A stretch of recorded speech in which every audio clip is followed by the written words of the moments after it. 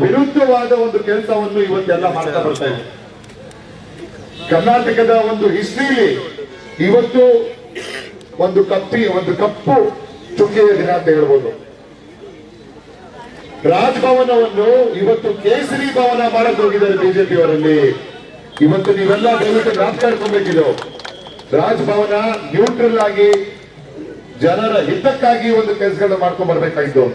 ಆದ್ರೆ ಯಾವುದೋ ಒಂದು ಖಾಸಗಿ ಒಂದು ಕಂಪ್ಲೇಂಟ್ ಮುಖಾಂತರ ಈ ಒಂದು ರಾಜಕಾರಣ ಮಾಡ್ಕೊಂಡ್ ಬರ್ತಾ ಇದ್ದಾರೆ ಈ ಬಿಜೆಪಿಯವರು. ಆದ್ರೆ ಮರಿಬೇಡಿ, ಮುಂಬರುವ ದಿನಗಳಲ್ಲಿ ಶನಿವಾರ, ಭಾನುವಾರ, ಇವತ್ತು ಸೋಮವಾರ ಚಿಕ್ಕಬಳ್ಳಾಪುರಲ್ಲಿ ರಾಜ್ಯಾದ್ಯಂತ ನಮ್ಮ ಸಿದ್ದರಾಮಯ್ಯ ಸಾಹೇಬರ ಒಂದು ಬೆನ್ನಿಗೆ ಪ್ರತಿ ಹಿರಿಯ ನಾಯಕರು, ಪ್ರತಿ ಕಿರಿಯ ನಾಯಕರು, ಪ್ರತಿ ಯುವಕರು, ಯುವತಿಯರು ನಮ್ಮ ಸಿದ್ದರಾಮಯ್ಯ ಸಾಹೇಬರ ಬೆನ್ನಿ ನಿಂತಿದ್ದಾರೆ.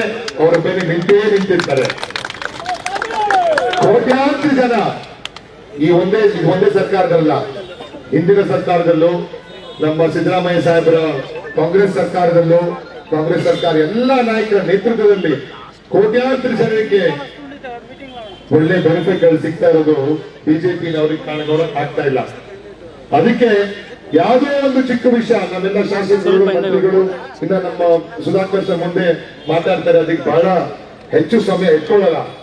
ಅದಕ್ಕೆ ಇವತ್ತು ರಾಜಭವನವನ್ನು ಕೇಸರಿ ಭವನ ಮಾಡಕ್ ಹೋಗ್ತಾರೆ.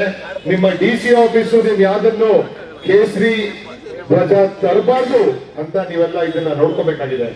ಯಾಕಂದ್ರೆ ಪ್ರತಿಯೊಂದು ಜಾಗಕ್ಕೂ ಅಮಿತ್ ಶಾ, ಮೋದಿರವರು ನೀವೆಲ್ಲ ನೋಡಿರ್ತೀರಿ. ಡೆಲ್ಲಿ ಮುಖ್ಯಮಂತ್ರಿನ, ಉತ್ತರಾಖಂಡ್ ಮುಖ್ಯಮಂತ್ರಿನ, ನಮ್ಮ ವೆಸ್ಟ್ ಬೆಂಗಾಲ್ನ ಎಲ್ಲಾ ಮುಖ್ಯಮಂತ್ರಿಗಳಿಗೆ ಇದೇ ರೀತಿ ತೊಂದರೆ ಕೊಡ್ಕೊಂಡ್ ಬರ್ತಾ ಇದ್ದಾರೆ. ಎಲ್ಲಿ ಬಿಜೆಪಿ ಸರ್ಕಾರ ಇಲ್ಲ ಆ ಮುಖ್ಯಮಂತ್ರಿ ತೊಂದರೆ ಕೊಡಿ, ಆ ಸರ್ಕಾರನ ಬೀಳಿಸಿ ಸಾವಿರಾರು ಕೋಟಿ ತನ್ನಿ ಆ ಸರ್ಕಾರನ ಉಳಿಯಿರಿ. ಇದೇ ಬಿಜೆಪಿ ಮಾಡ್ತಾ ಇರೋದು. ಯಾವುದೇ ಜಾಗದಲ್ಲಿ, ಯಾವುದೇ ರಾಜ್ಯದಲ್ಲಿ ನಿಜವಾದ ಬೆಳವಣಿಗೆ ಆಗ್ತಾ ಇಲ್ಲ. ಅದನ್ನ ಮುಚ್ಚೋದಕ್ಕೆ ಕರ್ನಾಟಕ ರಾಜ್ಯದ ಅತಿ ಹೆಚ್ಚಿನ ಒಂದು ಡೆವಲಪ್ಮೆಂಟ್ ಮಾಡಿರುವಂತ ನಮ್ಮ ಸಿದ್ದರಾಮಯ್ಯ ಸಾಹೇಬರ ಮೇಲೆ ಇವತ್ತು ಒಂದು ಕಪ್ಪು ಕಳಂಕ ತರಕ್ ಟ್ರೈ ಮಾಡ್ತಾ ಇದ್ದಾರೆ. ನಮ್ಮ ಕರ್ನಾಟಕದ ಎಲ್ಲ ನಮ್ಮ ಮಾಧ್ಯಮ ಮಿತ್ರರು ಇವತ್ತಿದ್ದಾರೆ ಇಲ್ಲಿ. ನೀವೇ ನೋಡ್ಬೇಕು, ನೀವೇ ಹೇಳ್ಬೇಕು. ಎಲ್ಲ ನಮ್ಮ ಯುವಕರು ಇದ್ದಾರೆ ಇಲ್ಲಿ. ನೀವು ನೋಡಿ ನೀವೇ ಜಡ್ಜ್ ಮಾಡಬೇಕು. ಬಿಜೆಪಿ ಸರ್ಕಾರ ಇದ್ದಾಗ 3-4 ಮುಖ್ಯಮಂತ್ರಿಗಳು ಬರ್ತಾರೆ. ಎಲ್ಲಾ ಮುಖ್ಯಮಂತ್ರಿಗಳು ಬಂದು ದುಡ್ಡು ಮಾಡ್ಕೊಂಡು ಹೋಗ್ತಾರೆ. ಆದ್ರೆ ಕಾಂಗ್ರೆಸ್ ಸರ್ಕಾರ ಜನಪರ ಮಾಡುವಂತ ಕೆಲಸ, ಸಿದ್ದರಾಮಯ್ಯ ಸಾಹೇಬರ ಒಂದು ಎಲ್ಲ ನಮ್ಮ ಪ್ರಣಾಳಿಕೆಗಳು, ಡಿ.ಕೆ. ಶಿವಕುಮಾರ್ ಸಾಹೇಬರ ಎಲ್ಲ ಪ್ರಣಾಳಿಕೆಗಳು ಜನಪರ ಮಾಡುವಂತ ಪ್ರಣಾಳಿಕೆ ಕೊಡ್ತಾನೆ ನಮ್ಮ ಕಾಂಗ್ರೆಸ್ ಪಕ್ಷ. ಬಹಳ ಸಮಯ ಎತ್ಕೊಳ್ತೀರಾ. ಮುಂಬರುವ ದಿನಗಳಲ್ಲಿ ಇನ್ನೂ ಹೆಚ್ಚಾಗಿ ಈ ಹೋರಾಟ ನಡೀತದೆ. ನಮ್ಮ ಸಿದ್ದರಾಮಯ್ಯ ಸಾಹೇಬರ ಬೆನ್ನಿಗೆ ಕರ್ನಾಟಕ ರಾಜ್ಯ ನಿಂತಿದೆ ಅಂತ ಹೇಳಿ ನಾನು 2 ಮಾತನ್ನು ಮುಗಿಸ್ತೀನಿ.